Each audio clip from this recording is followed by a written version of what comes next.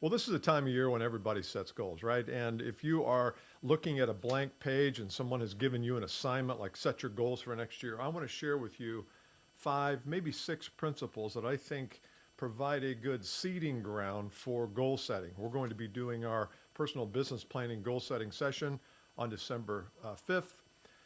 It's this coming Friday from 12 to 2. If you'd like to be a part of it, we'd love to have you. But regardless, these principles I think will make a big difference in how you set goals and how you get your thinking right for goal setting next year. Some of these things are things you've probably never heard about when it comes to goal setting. So hopefully this is kind of, helping you reinvent the whole process of goal setting. So you ready?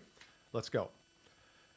Principle number 1, I think goal setting and business planning is a spiritual exercise. Why?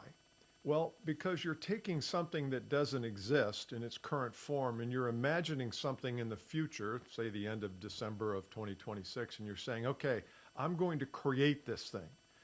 Goal setting and business planning is where you drop into creator mode.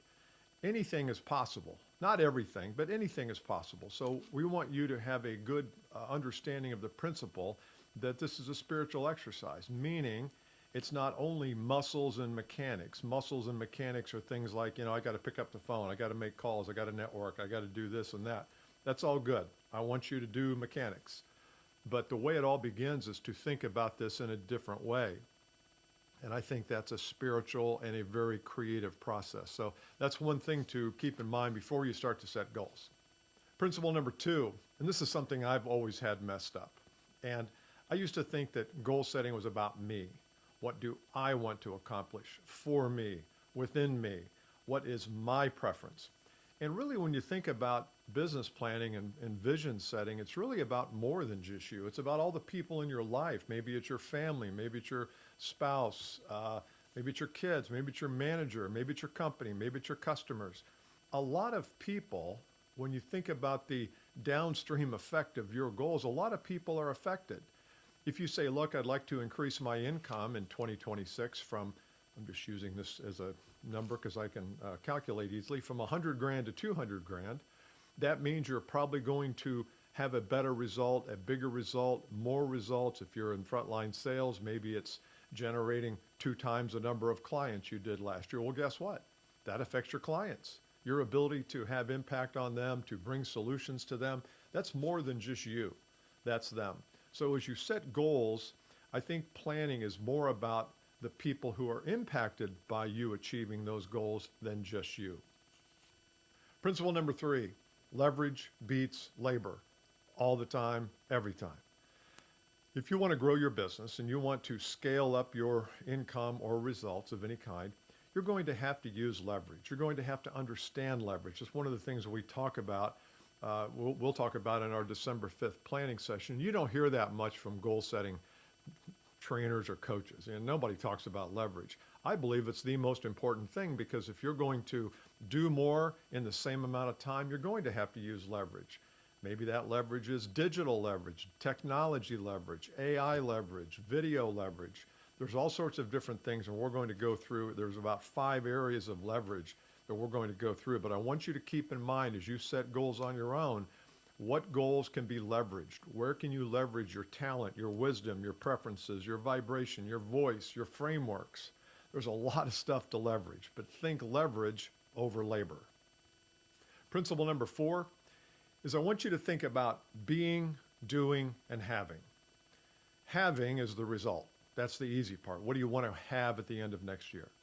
Doing, obviously, results, it's actions. What do I need to do in order for me to have this? But the foundational element of be, do, have is the being. Who do I need to be?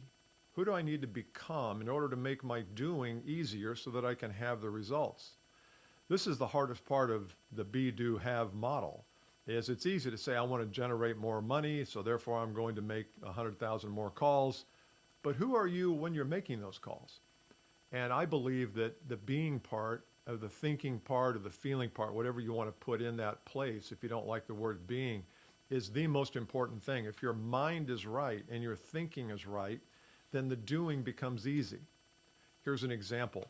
One of the things that you're probably going to want to do next year is reach out to people. And you'd like to be able to maybe, in terms of leverage, is increase your closing percentage from, let's just say, 15% to 30%. You increase your closing percentage by double, that probably is going to mean maybe you're talking to fewer people, but probably you're talking to the right number of people. You're just not converting those suspects to prospects to clients. But you've got to understand, well, who do I need to be as I'm going through that process? Do I need to be a hostage holder? Do I need to, bully people? Of course not. Do I need to persuade and convince people? Nah, maybe not. So who do you need to become? I need to become generous with my time. I need to become generous with my information. I need to be thinking about how can I get my message out on platforms like I'm doing here so that more people I'll be visible to more people, and then they'll call me or I'll call them. And when I get there, I'm not going to have to do as much work because I'm going to be positioned properly. But if you don't see that as part of who you need to be, then the doing just becomes a grind, and I don't want that for you. Principle number 5, dreaming or visioning without accountability is just a waste of time. You need to have someone in your life who you can become accountable to. And that could mean a coach like me. It doesn't have to be. It could mean somebody from the outside who also has a goal and goals they want to meet. Maybe you meet up on a monthly basis or you at least have a phone call. I don't think it's your manager, nor do I think it's your spouse, because they're too close to the action. They have a vested interest in you achieving your goals. I don't want anybody to have a vested interest who's your accountability partner. They're interested in helping you become accountable and reminding you to do the behavior and helping you sort out, if you don't do the behavior, what might be the problem. That's great. But don't make it your manager. That's just not a good idea. They'll be accountable for it and they'll be able to support you. I'm not saying they shouldn't support you, but when it comes to an accountability partner, I want it to be somebody from the outside. Once again, a coach is fine. It could be a coach you pay, could be a coach you don't pay, but at least somebody from the outside that you can become accountable to. If not, you don't have the luxury of having conversations around maybe some actions that you've been doing that aren't working. An accountability partner will say, look, you've been making cold calls now. I've been hearing about this for 3 months and nothing's happening. So let's look at changing the dynamic. Let's look at changing the inputs. It's hard to do that alone. That's why I like accountability partner. And principle number 6 is you've got to let go of the paradigms. You've got to let go of what we call the strongholds, the beliefs that are just you're immersed in, and I'm immersed in. And Lord knows I have plenty of beliefs that are old, they're antiquated, they're worn out. And if I'm going to get to another level, I'm going to have to examine those beliefs. You know, one belief you might have is that my personal brand doesn't matter. It's all about the corporate brand, the business brand. Well, that's false. Your personal brand does matter. If you're in business-to-business sales or marketing of any kind, your personal brand absolutely matters.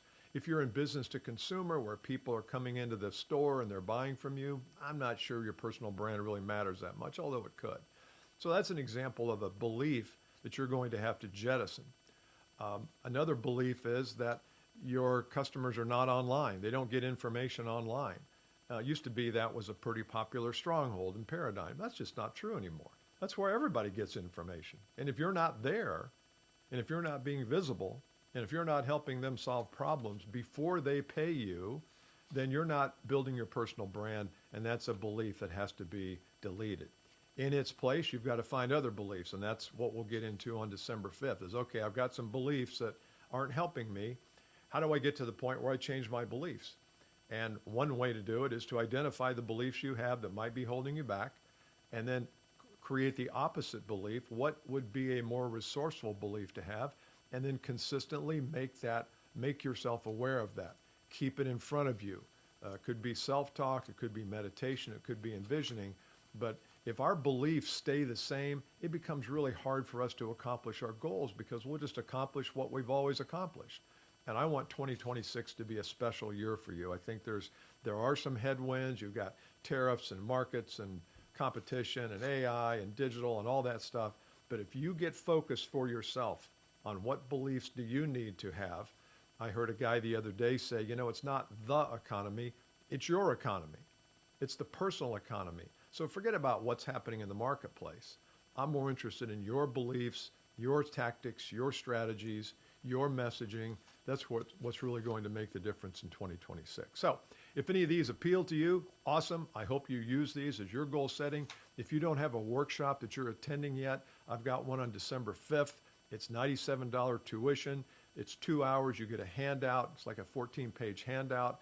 And I'll walk you through each of these 9 building blocks. It takes about 10 to 12 minutes to go through each one so that when you're done, you leave with a plan. And you leave with an action plan, and you leave with the first 90 days of next year kind of lined out. So if you'd like to join me, I'd love to have you. Go to billcaskey.com/business planning. It should be in the first comment below. I'd love to see you on December 5th, but if not, make sure you engage with these principles so that your goals come to fruition in 2026. All right, I'll see you next time. Bye.